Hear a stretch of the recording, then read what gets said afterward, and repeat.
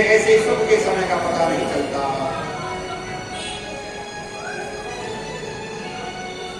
अब तो क्या हुआ,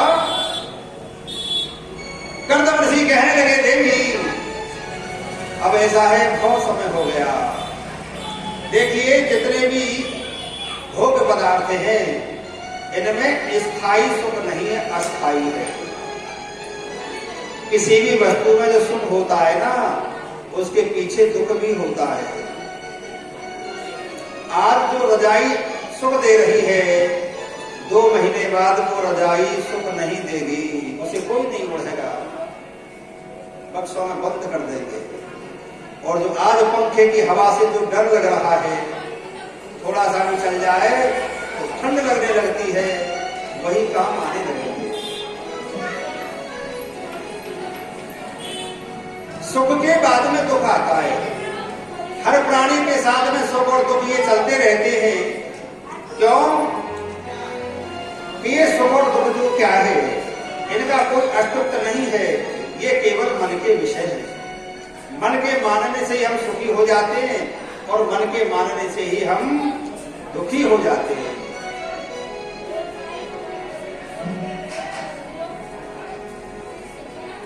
जब कामक विमान का निर्माण किया था तो बड़े प्रसन्न थे। अब आप ये अंदाजा लगाइए कि जब आप किसी शादी या पार्टी में जाते हैं तो कितनी तैयारी करते हैं, कितने बढ़िया कपड़ा पहनते हैं, कितना श्रृंगार करते हैं, कितने सज धज के हंसते मुस्कुराते, इत्र लगाकर गाड़ी में बैठ करके प्रसन्न मुद्रा में जाते हैं, शीशा में बार बार मुंह देखते हैं। लेकिन वहां से आने के बाद कभी मुंह देखा है? वहां से जब आकर के बिल्कुल मुरझाया हुआ चेहरा, आलस्य, परेशानी, दुखी, कब घर पहुंचे और कब सोए, कब शांति मिले। तो कहने का मतलब ये है कि हर चीज का जोड़ा है सुख और दुख। अब हमें खर्च करिए, हमें रसगुल्ला बहुत अच्छे लगते हैं, लेकिन एक रसगुल्ला तो अच्छा लगेगा, दूसरा भी चलो हो सकता है अच्छा लगे, जिसकी ज्यादा खुराक हो सकता है उसे 10 पीस अच्छे लगे, लेकिन बाद में खाते रहोगे तो फुरफुरी आ जाएगी, वो देखने में भी अच्छे नहीं लगेंगे। कहाँ गया उनका सुख, उनकी मिठास, उनका जो सुख का जो अनुभूति थी वो कहाँ गई? अब नहीं।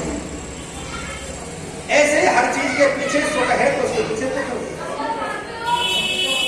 अब उन्होंने कहा, आज कर्दम ऋषि ने कहा बहुत समय हो गया देवी, इस विमान में भ्रमण करते करते बहुत समय हो गया। अब ऐसा है, अब मैं अपने उसी जीवन में लौटना चाहता हूं जिसमें पहले था। देवी देवहूति कहने लगी, स्वामी आप मुझे ये बताओ, जब तुमने शादी करी थी तो बेटा होने का आशीर्वाद दिया था, बेटा तो हुआ नहीं और 9 बेटी हो गई, 9 बेटियां हो गई और तुम कह रहे हो कि मैं जा रहा हूं, ये कौन सी बात रही? पहली बात तो इनको जरा बोलना, इनको जरा ये कान को बहरे हैं, इन्हें कान को सुनाई नहीं देती।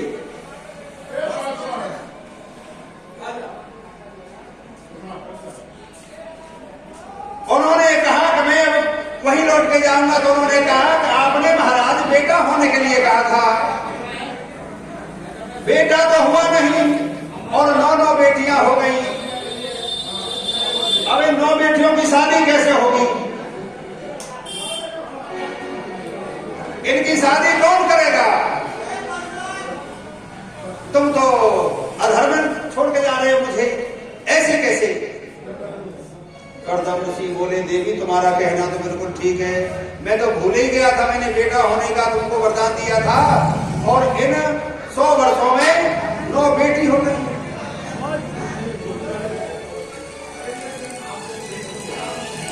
साधारण अगर समझते हैं तो कर्दम ऋषि एक ऋषि है और देवहूति उनकी पत्नी है और उनके 9 बेटियां पैदा हुई और 9 के बाद में फिर जब उन्होंने कहा कि बेटा का आशीर्वाद दिया था, बेटा तो हुआ नहीं, तो उन्होंने कहा कि देखो तुम्हारे पुत्र भी जरूर होगा, क्योंकि भगवान ने मुझे खुद आशीर्वाद दिया पुत्र रूप में आने के लिए।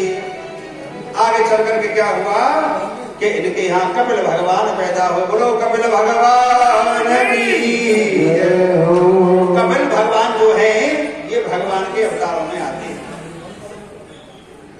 इन्होंने सांख्य शास्त्र लिखा है, उपदेश किया है सांख्य शास्त्र का। 6 शास्त्र है ना, उनमें सांख्य शास्त्र के लेखक ये कपिल भगवान ही हैं।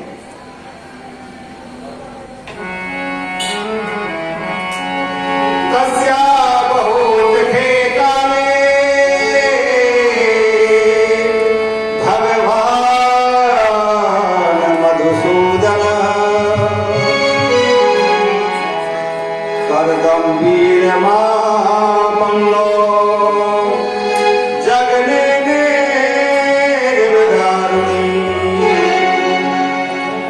साक्षात भगवान ने इनके घर में अवतार लिया। मेरे भाइयों, स्वामी सुखदेव महाराज कहते हैं कि जिनके घर में 9 बेटियां पैदा हो जाती हैं उनके घर भगवान का अवतरण होता है। जिनके यहाँ 9 बेटी होती है उनके यहाँ भगवान का अवतार होता है। अब बहुत से भक्त सोचते हैं कि हमारे गांव में तो कईयों के 9 बेटियां आई, कईयों के 9 बेटियां हुई हैं। तो फिर इसका अर्थ ये निकलता है कि जिनके 9 बेटी हो जाती हैं बाद में फिर उन्हें ज्ञान होता है कि अरे अब इनका लालन पालन विवाह शादी ये सारे कार्य कैसे होंगे, तो उसे ज्ञान हो जाता है। और ज्ञान ही भगवान का अवतार है, ज्ञान ही भगवान का रूप है। अब 9 बेटियां हो गई और एक बेटा भी हो गया। अब कर्दम ऋषि कहने लगे देवी अब तुम्हारी कामना तो पूरी हो गई, अब प्रभु कृपा से बेटियों की जल्दी से शादी हो जाएगी। शादी का नंबर आया तो नारद जी आ गए। नारद जी बोले तुम क्यों चिंता कर रहे हो, तुम्हारी 9 बेटियां आए ना, तुम्हें 9 ऋषि ला करके दूंगा, 9 के साथ में अपनी बेटियों की शादी कर देना। तो कला नाम की जो बेटी थी वो मरीचि नाम के ऋषि को ब्याही गई, और अनसुईया नाम की जो बेटी थी वो अत्रि ऋषि को ब्याही गई। श्रद्धा नाम की जो बेटी थी वो अंगिरा ऋषि को ब्याही गई। हविर्भू नाम की जो कन्या थी वो पुलस्त ऋषि को ब्याही गई। गति नाम की कन्या जो थी वो पुलह ऋषि को ब्याही गई, और क्रिया नाम की कन्या क्रतु ऋषि को ब्याही गई, और ख्याति नाम की जो कन्या थी वो भृगु ऋषि को ब्याही गई। इस प्रकार अरुंधति वशिष्ठ जी को, शांति नाम की जो कन्या थी वो अथर्वा ऋषि को व्याधि एक ही बार में 9 बेटियों की शादी हो गई। अब कर्दम ऋषि शादी करने के बाद उपरत हो गए। उन्होंने कहा देवी अब ऐसा है, अब आप मुझे आज्ञा दो जिससे मैं भगवान के भजन ध्यान में अपना मन लगाऊं।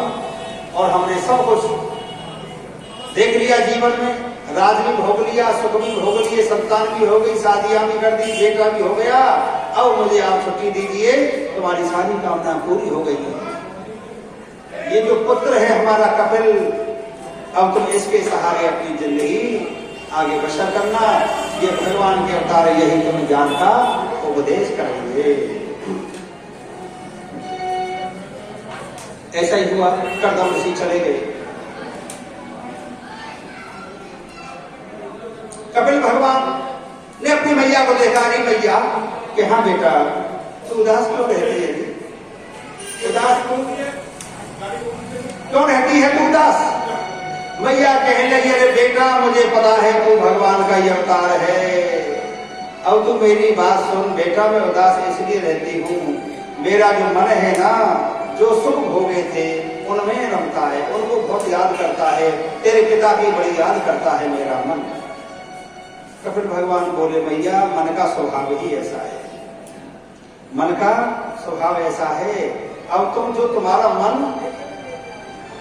बहिर्गामी हो गया है, अंतर्मुखी कर लो इसे, यानी बाहर घूमने की जो तुम्हारे मन को आदत हो गई है ना, और बाहर से उसको अंदर लाने की आदत डालो। मैया बोली बेटा ऐसे कैसे होगा। तो कपिल भगवान ने कहा मैया ऐसा है कि देखो तुम भक्ति मार्ग अपनाओ, भक्ति मार्ग पे चलो। 9 बेटियां जो थी वो नवदा भक्ति ही है, नवदा भक्ति जीवन जिसके जीवन में आती है और जब भगवान का अवतार होता है। अब तो इन्होंने कहा तो देवी कहने लगी, बेटा मैं भक्ति कैसे करूं? कपिल भगवान कहने लगे, भैया तुम्हें एक काम करना पड़ेगा, पहले किसी सदगुरु, किसी संत महापुरुष की शरण ग्रहण करो। भक्ति की शुरुआत जब ही होगी, प्रथम भगति संतन कर संगा। पहली भक्ति संतों का संग बताया गया है। किसी संत महापुरुष की शरण ग्रहण करो, किसी को गुरु बना करके दीक्षा ले लो। ऐसा कहा तो मैया बोली, बेटा मैं किसको गुरु बनाऊं? मुझे इस संसार में कोई भी योग्य नहीं दिखता है। बहुत से लोग कहते था हमें भी कोई सिद्ध महात्मा मिल जाए, हम ही गुरु बनाएंगे, हम भी कभी ना किसी को गुरु बनाएंगे जरूर, पर अभी नहीं, अभी कोई बढ़िया मिला नहीं है। तो ऐसी मैया कह रही है, बेटा मुझे अभी तक कोई ऐसा महापुरुष ना मिलो जिससे मैं दीक्षा ले सकूं। तो कपिल भगवान बोले, मैया तुम्हारी आंखों में दोष है। हर व्यक्ति के अंदर गुण अवगुण भरे होते हैं। गुण ढूंढोगे तो गुण मिलेंगे और अवगुण ढूंढोगे तो अवगुण दिखेंगे। मैया तेरी दृष्टि में ही दोष है, इसलिए अपनी दृष्टि को बदलो। देखो अपने अंदर खोजोगे तो हर व्यक्ति के अंदर बड़े अवगुण भरे होते हैं, लेकिन मानता है कि मैं बहुत गुणवान हूं। हर व्यक्ति ये समझता है कि मैं सबसे ज्यादा अकलमंद हूं, बाकी इनके दिमाग कम है। कोई पागल भी आदमी हो, वो भी अपने को बहुत समझदार समझता है।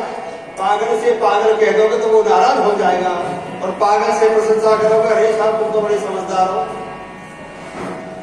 तुम तो बड़े अकलमंद हो, तुम तो बड़े सयाने हो, तुम बड़े अच्छे काम करते हो, तो वो खुश हो जाएगा कि इन्होंने मुझको पहचान लिया, मेरे गुणों को इन्होंने पहचान लिया है। बोलो वृंदावन बिहारी लाल की। क्योंकि अपनी प्रशंसा हर किसी को अच्छी लगती है और अपनी निंदा हर किसी को बुरी लगती है।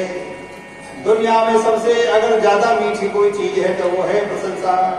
किसी से कोई अपना काम लेना हो तो पहले प्रशंसा करनी।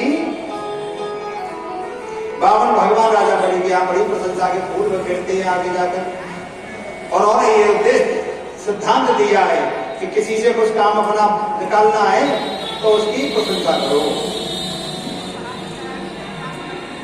और प्रशंसा अपनी तो समय अच्छी लगती है, लेकिन दूसरे की करने में बड़ा जोर पड़ता है।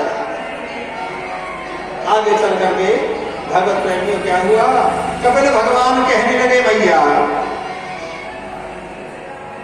तुम्हें अभी तक कोई महापुरुष नहीं मिला? मैया बोली, बेटा मुझे तो कोई नहीं मिला है, और ऐसा है मैं तो तुझे ही अपना गुरु बना रही हूँ। आज मैया देवहूति ने अपने पुत्र को ही अपना गुरु बना लिया।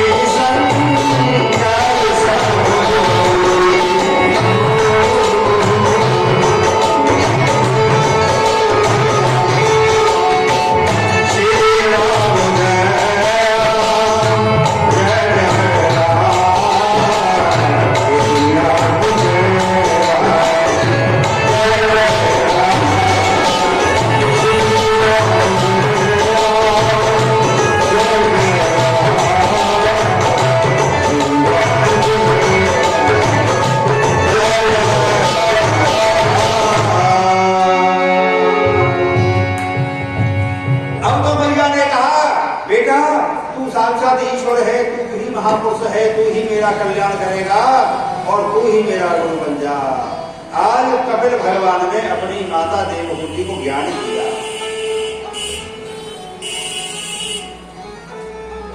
माता से कहा, हारी माता, तुम जो दुख सुख के विषय में सोच रही हो ना, ये दुख सुख केवल मन के विषय हैं, वास्तव में इनका कोई अस्तित्व नहीं है। क्योंकि जो दुख अब होगा 2 घंटे बाद किसी को पता चले कि मेरा मोबाइल चोरी हो गया, कितना दुख होगा, लेकिन शाम तक वो दुख कम हो जाएगा, 2 दिन बाद दुख और कम हो जाएगा, हफ्ते भर बाद और कम हो जाएगा। तो कहने का मतलब ये था कि हमने मन से उसको दुख माना। दूसरे के घर में मौत होती है तब दुख नहीं होता, अपने घर में मौत हो जाती है दुख होता है। किसी के पास फोन आ गया कि अमुक का कोई बेटा मर गया, तो हाय हाय मचने लगी, रोने लगे। 1 घंटे बाद फिर फोन आया, अरे वो तुम्हारा नहीं था, वो तो किसी और का था, दुख खत्म। ऐसे सुख है। तो भैया इन चीजों को छोड़ो, अब तुम एक काम करो, ये मन भगवान के चरणों में लगा दो।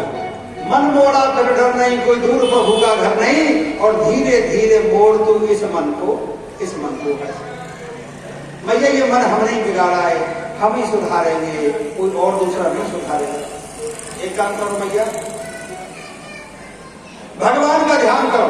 मैया बोली बेटा ध्यान कैसे करूं? तो उन्होंने कहा कि देखो, भगवान की सुंदर प्रतिमा के पैरों का दर्शन करो, पैरों के दर्शन करते करते घुटने के दर्शन करो, घुटने से फिर कमर के दर्शन करो, फिर पेट के दर्शन करो, फिर सीने के दर्शन करो, फिर भगवान के मुखार बिंद का दर्शन करो।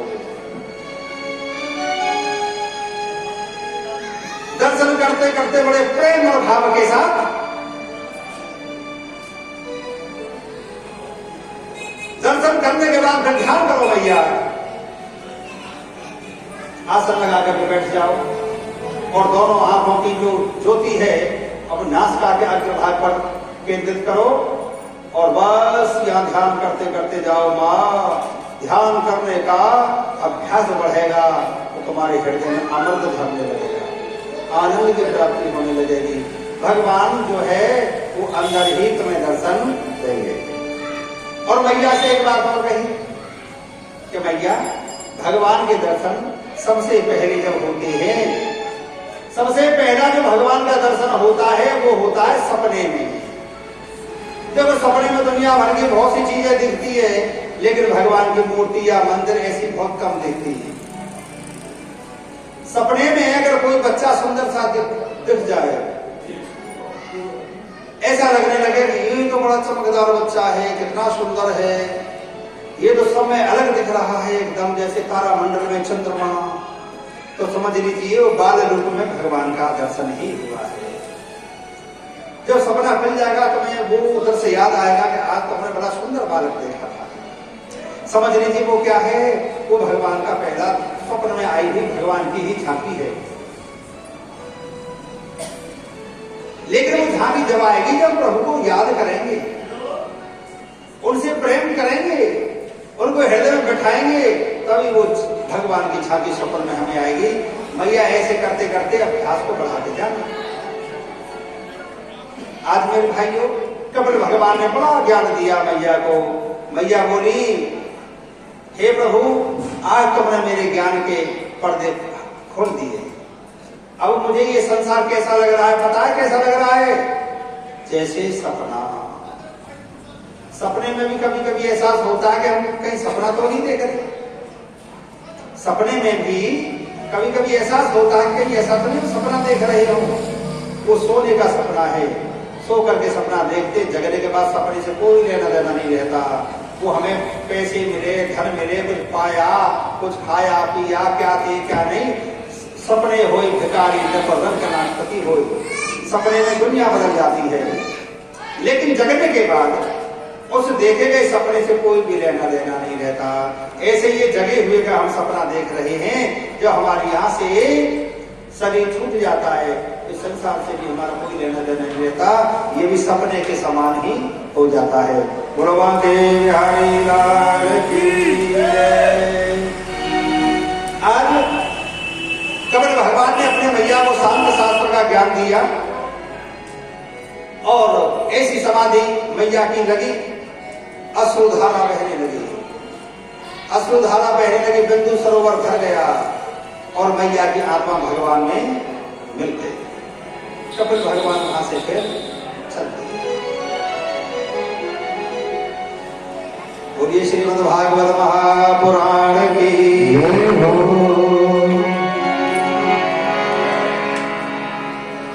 स्वामी सुखदेव जी महाराज कहते थे, हे राजन परीक्षित, इनके घर भगवान ने अवतार लिया, लेकिन इनसे भी बड़े ऋषि हुए हैं कि कौन के वो हैं अत्रि ऋषि। ए माने नहीं, त्रि माने तीन। अत्रि ऋषि का मतलब है नाम, ए माने नहीं, ए का मतलब है नहीं, त्रि माने तीन, जिनके अंदर जो तीनों गुणों को जीत चुके हैं, सतोगुण रजोगुण तमोगुण, उनके अंदर नहीं है। वो कौन है? अत्रि ऋषि। और अनसुईया जी कौन है? असूया रहित। असूया